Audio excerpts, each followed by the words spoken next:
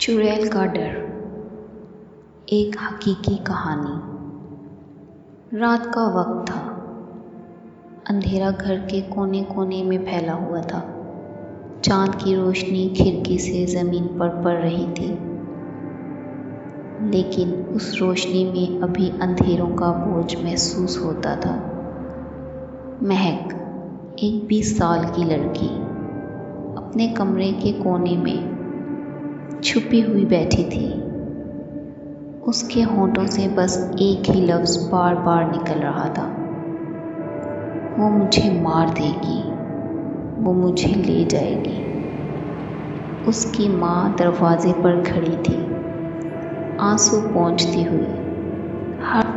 हर रात ये मंजर दोबारा सामने आता।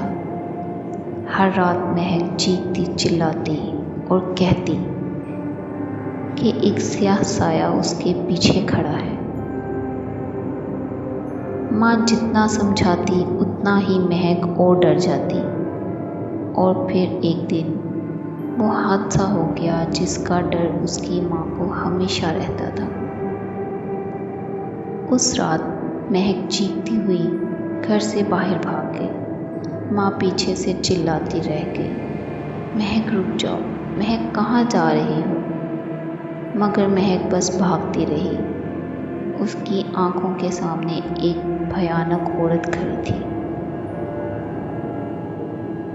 लंबी जुल्फें, जली हुई स्किन और आंखों में आग जैसी लाली। वो चुड़ैल उसके बिल्कुल पास थी। महक ने एक जोर की चीख मारी और रास्ते पर दौड़ती गई। उसने देखा ही नहीं कि एक तेज़ रफ्तार गाड़ी उसकी तरफ आ रही है। और फिर एक जोर का धमाका हुआ। खून ज़मीन पर फैल गया और महक की कहानी यहीं ख़त्म हो गई। अगली सुबह महक की दोस्त सना उसके घर गई। उसने माँ से रो कर पूछा, आंटी महक को क्या हुआ? वो इतनी डरी डरी क्यों रहती थी? माँ की आंखों से आंसू बहने लगे। गहरी सांस ली और कहने लगी, बेटा, इसके पीछे एक पुराना राज है, एक हादसा जिसने मेरी बेटी की ज़िंदगी बदल दी। सना दीवार से लगकर बैठ गई और माँ की कहानी सुनने लगी। कुछ साल पहले महक की एक स्कूल फ्रेंड थी, ज़ारा। दोनों जान से प्यारी दोस्त थी।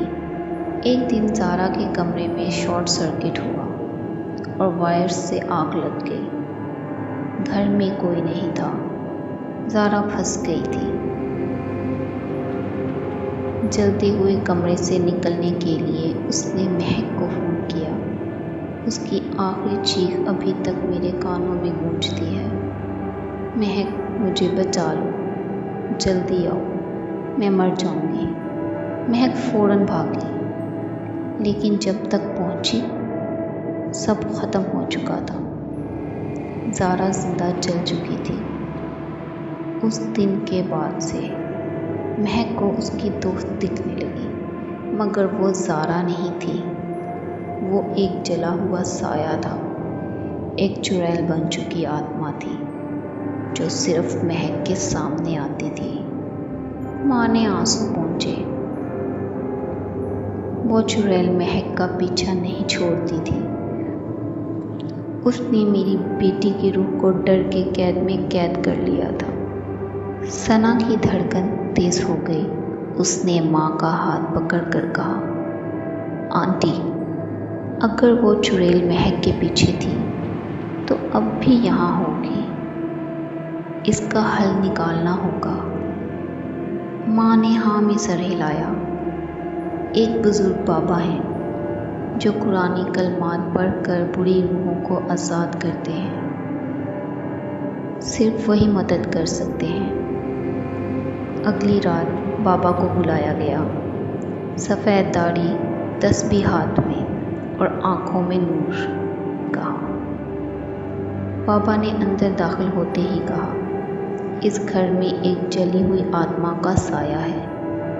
ये तुम्हारी बेटी की सहेली थी, लेकिन अब वो चुड़ैल बन चुकी है। इसे आज़ाद करना होगा।